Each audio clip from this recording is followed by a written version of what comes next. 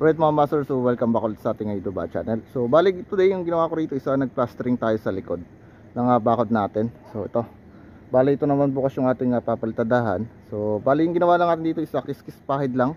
So manipis lang yung ating palitada para makatipid tayo sa semento. Kasi ito naman ay ano naman to, ay babahayan din. So tatakloban din naman yung babakuran pa rin naman ng isa pang bakod yan. Okay? Hindi dito kanina mga master, so bali kinantuan ko yung naiwan natin kahapon. So okay na.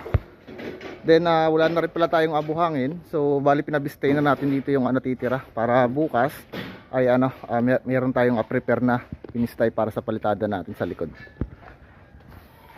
Then dito naman, so bali continuation lang si Foreman dito ng pag-welding para sa grills ng ating bakod. Bali isa na lang po yung akulang. So bali ito yung 8 peraso na lang. So isa na lang yung akulang natin. So gato kalaki na lang para sa ganyan at saka rin sa kabila. So bali meron tayong mga tubo rito. So dudugtong-dugtongin na lang para kumasya po yung ating tubo rito para sa grills ng ating bakod.